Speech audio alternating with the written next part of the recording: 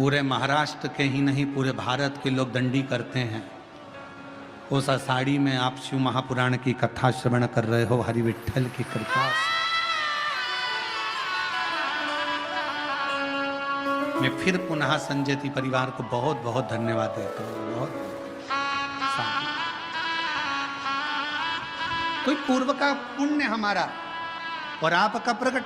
ये लाखों की भीड़, लाखों की संख्या में आप लोग आए हैं। पंडाल तो क्या, पंडाल के ग्राउंड में भी कहीं जगह नहीं है, लोग गाड़ियों पर चढ़ चढ़ के बैठे हुए हैं।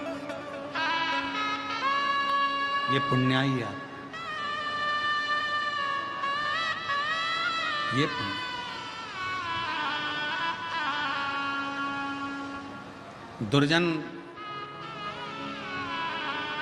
दुर्जय की धर्मपत्नी भामनी, दुर्जय की धर्मपत्नी भामनी शिव की उपासक थी, बहुत उपासक। पर दुर्जय अपने राज्य को संभालता संभालता संभालता संभालता समय बीतता चले गया। और एक दिन दुर्जय के मन में आया कि मैं मृगा करने के लिए जाता हूं। कोई हिरण को मारने के लिए, मृगा करने के लिए घोड़े पर बैठ गया, निकल गया।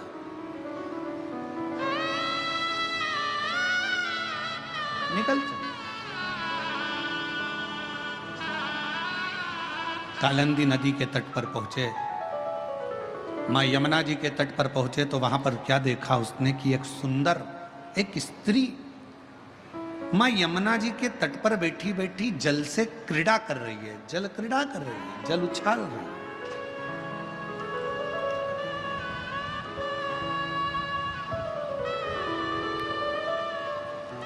जल क्रीड़ा कर रही है, जल उछाल रही है। ये मृगा करने के लिए गया था, धीरे धीरे घूमते घूमते उस स्त्री के पास में पहुंच गया। और दुर्जय जैसे ही उस स्त्री के पास पहुंचा तो उससे पूछा कि तुम कौन?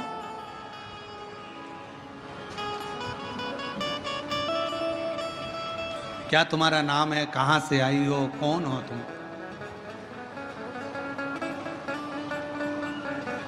उस स्त्री ने कोई जवाब नहीं दिया।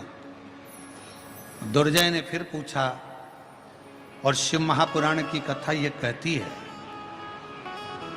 कि पर पुरुष अगर कुछ पूछ रहा है तो उसका उत्तर बड़ा सोच कर दो, अन्यथा मौन रहकर अपने गंतव्य की ओर चलो। पहले का नियम कितना प्रबल था, पहले की स्त्रियां अपने पति का नाम तक नहीं लेती थी। अब आज के जमाने में तो आवाज दे के बुला लेती हैं, ए कमलेश। अब कमलेश डिप्रेशन में, चिंता। पहले की स्त्रियां कितनी नगर निगम वाले आए, नगर पालिका वाले, नगर निगम वाले आए और डायरी लेकर, फाइल लेकर आए, सबके घर जाए थे। एक घर में पहुंचे, वहां जाकर उन्होंने दरवाजा बजाया, बेल बजाई, पत्नी निकल के बाहर आई। जैसे ही पर पुरुष को देखा उसने सिर पे पल्लू ले लिया, पल्लू लिया तो उसने पूछा तुम कौन हो? तो कहा हम नगर निगम से आए। अच्छा, सर्वे करने के लिए। अच्छा, क्या सर्वे करना है?